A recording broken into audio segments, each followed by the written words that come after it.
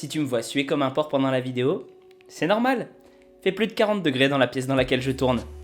Ouais, j'ai pas de clim. L'excuse la plus courante, celle qu'on me sort tout le temps, c'est « j'ai pas le temps d'aller m'entraîner ». Et franchement, sans mentir, je comprends. Je pense qu'on a tous des semaines bien remplies. Plus tu avances dans ta vie, plus tu as des obligations, plus tu dois faire de choses. Nourrir ta famille ou trouver des solutions pour la société humaine, on peut considérer que c'est une priorité acceptable. Alors oui, tu as toujours certains ou certaines privilégiés qui peuvent se permettre d'avoir des libertés.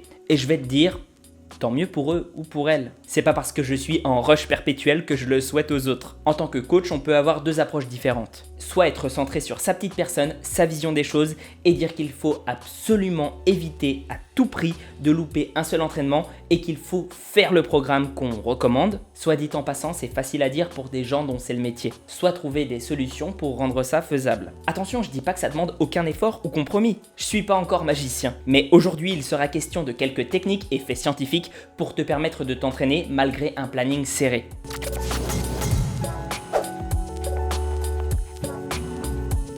Première chose à savoir, c'est que les résultats d'études, dont une en particulier, montrent que ça n'a pas d'impact de s'entraîner plusieurs jours d'affilée, de façon consécutive, ni sur la force, ni sur l'hypertrophie. Pour être le plus clair possible, ça n'a pas d'impact négatif, ça veut dire que c'est pareil si on s'entraîne plusieurs jours d'affilée ou qu'on répartit ça durant la semaine. Il s'agissait en gros de deux groupes comparés, les deux avec le même programme, mais l'un réalisé 3 jours d'affilée, et l'autre 3 jours mais avec 24 heures entre chaque séance. Alors bien sûr, il faut savoir que l'étude a été menée sur des débutants. Gardons cela à l'esprit parce que les débutants progressent bien plus vite que les avancés. Mais pour sa défense, ça n'est pas la première qui montre des résultats du même type. Évidemment, comme le souligne très justement l'article de Mass dont je tire cette étude, on peut aussi se dire que c'est dû à la nature de l'entraînement. Comme je l'ai déjà expliqué, aller à l'échec sur beaucoup de séries va forcément impacter ta récupération. S'entraîner de cette façon-là plusieurs jours d'affilée va compromettre tes performances et donc tes progrès. Ceci étant dit, dans cette même vidéo sur l'échec, on a vu que s'arrêter suffisamment proche de ce dernier sans y aller était suffisant pour générer des progrès conséquents, ce en hypertrophie et en force. Parce que je le rappelle, contrairement à la croyance populaire dans le fit game,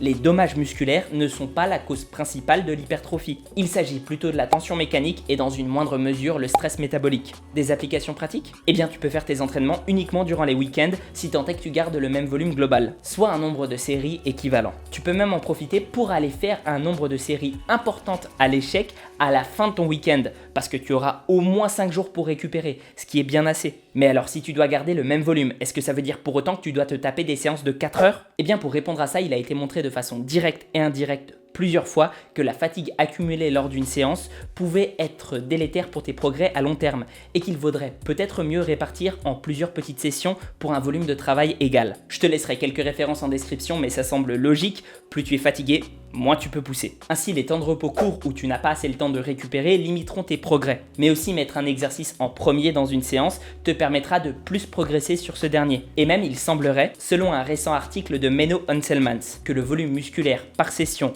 par groupe musculaire doivent être limités à 10-12 séries, nombre au-delà duquel on ne voit pas de gains supplémentaires. Pour l'appliquer, c'est simple, soit tu as de longs week-ends libres et dans ce cas-là tu vas t'entraîner le matin et le soir, soit tu te gardes des workouts le matin et le soir avant d'aller au travail et après, il faut qu'ils soient courts mais efficaces.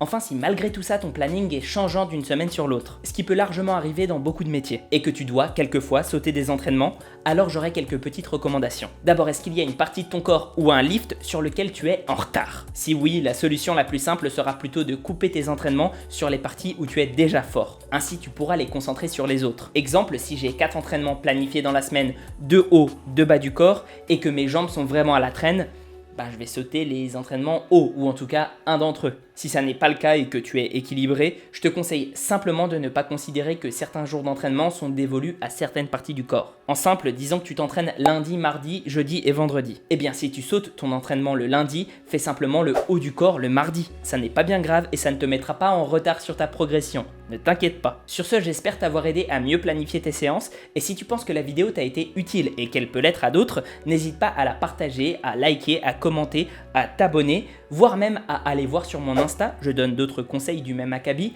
voire tu peux aussi aller sur mon Discord, on peut discuter ensemble, tout ça c'est cool, tu peux lâcher un tip sur Utip, Tipeee, bref, voilà quoi. Prends soin de toi et à la prochaine. Cette vidéo a été faite sur la suggestion d'une personne à la salle, alors n'hésite pas à me proposer des sujets.